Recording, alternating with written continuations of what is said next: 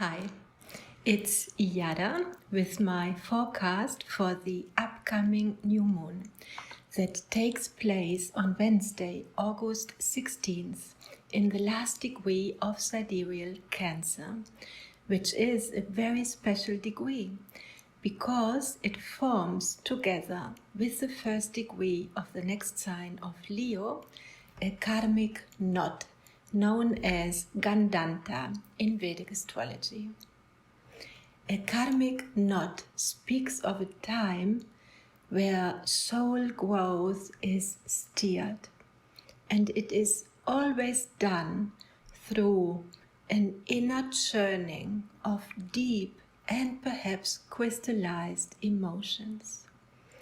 We may resist or fear change even without knowing why, and this stuckness might have profound karmic reasons, like a vow that we took long ago, or a deep ancestral loyalty to the destiny of an ancestor.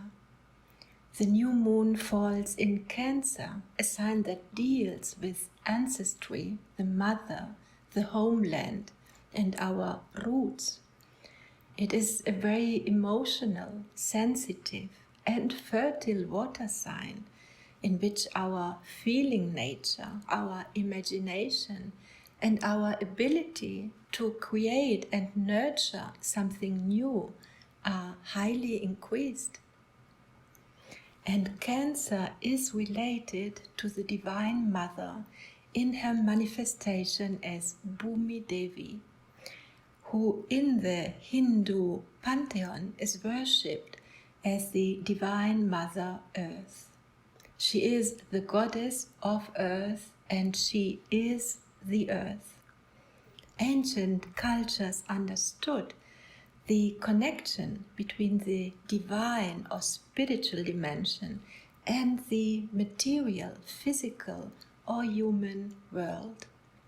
Goddess, women, life force, and creation were and are interconnected.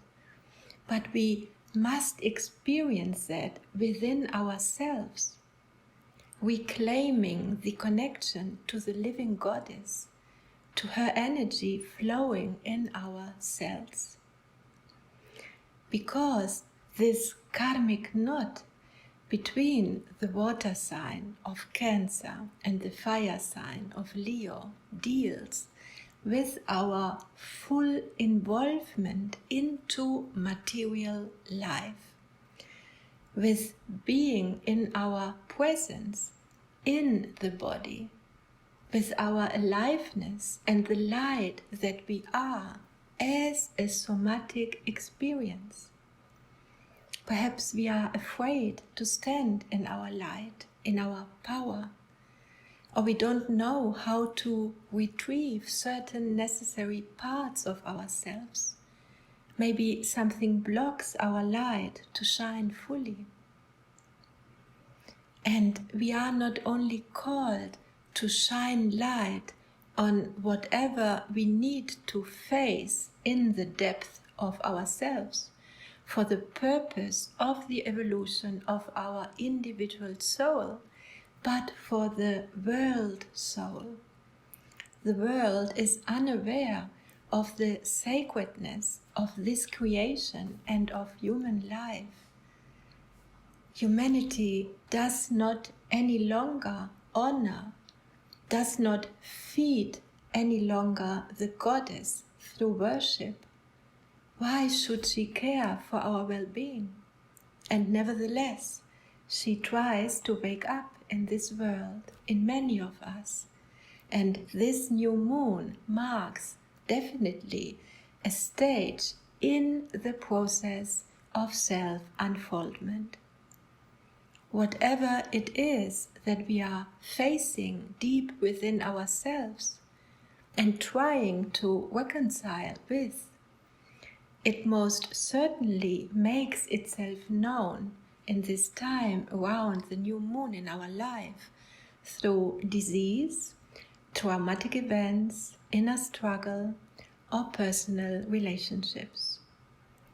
the new moon presents itself in conjunction with Venus, the goddess of love, who in her current retrograde motion encounters the sun on Sunday 13th, 3 days before the new moon.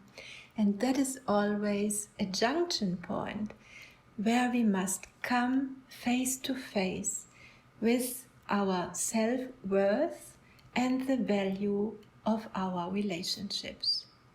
Some relationships might be difficult, but most certainly they trigger something within that we need to recognize as what it is and heal within ourselves. And that is often a great gift. The only other aspect that the new moon receives from retrograde Saturn in sidereal Aquarius speaks of a deep longing for revealing truth in order to experience freedom, the freedom to be fully ourselves. This aspect between Saturn and the moon, as well as aspects between Capricorn and Cancer, or between the 10th and the 4th house, speak often about the difficulty to inhabit the body fully, about the resistance to being fully embodied, and the tendency to live in the mind, in fearful, old thought patterns that drag us down. We must see that for ourselves. And at this point, I would like to tell a short story, a legend from Polynesia, where the mother of the tribe went regularly to the river to shed her skin.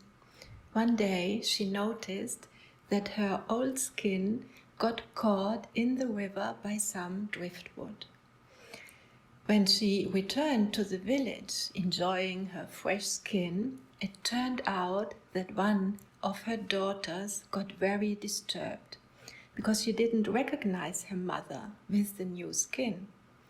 The mother didn't look the same, and the daughter felt scared. That day, the mother of the tribe went back to the river, retrieved her old skin from the driftwood, and put it back on.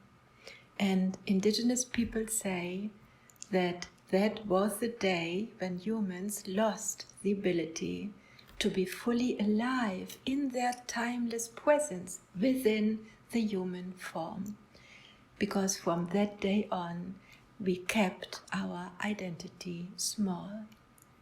We got stuck.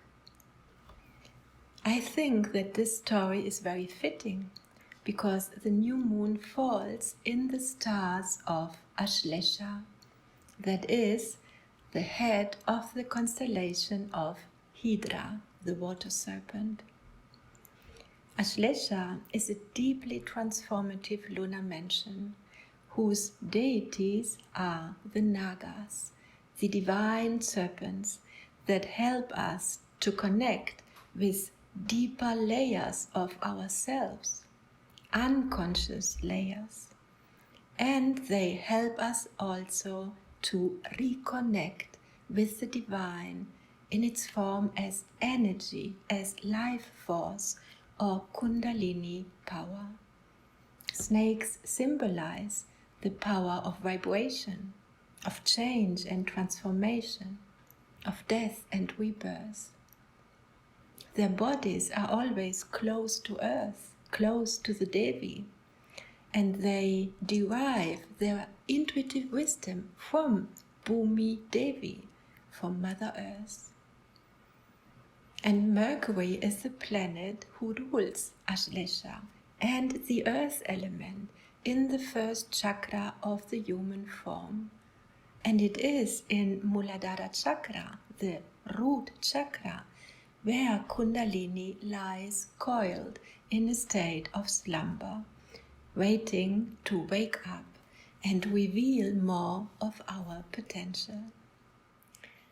When the moon crosses the Gandanta point between Ashlesha at the end of Cancer and the next lunar mention of Magha at the beginning of Leo, a window opens up, a doorway, and even more so when the new moon falls in that karmic knot. We are experiencing the opening of a portal. On this side, we must embrace the snake's bite. It may hurt, but a deep homeopathic healing wants to take place. And on the other side, the lunar mansion of Magha awaits us. Magha is ruled by Ketu, the lunar south node, who is a karmic control factor. And it is presided by the Pitris, the forefathers and guardian angels that protect life on this planet. When activated, Magha empowers the fire, the light of the soul, and opens portals to the guidance from higher dimensions of consciousness. How are we supposed to handle whatever we are called to face in these days or weeks, because the last new moon fell in Cancer as well, and Venus will cross the Gandanta point again and Magha during the month of September. We are going to a particularly trying time to prepare for the next step in the journey of our soul. And we should know that the more we try to untie the knot, the tighter it becomes. This means that the unraveling only can take place once we have reconciled with where we are at. We don't deny it nor fight it, but offer whatever challenge we are facing into the fire of self-awareness. We shine the light of consciousness on whatever is the issue, with loving acceptance and compassion. We hold it and investigate the knot that wants to unravel, not in a mental fashion, but in a deep somatic way, feeling in the body what it wants to tell us and how it needs to unfold, to transform and heal. It's a kind of a melting process. We bring the light of our soul, our potential, our innate wisdom into our daily life, in the living now, a responsible now, and follow the guidance of the goddess that lives, breathes, and vibrates within us. Many blessings for this beautiful new moon. See you soon.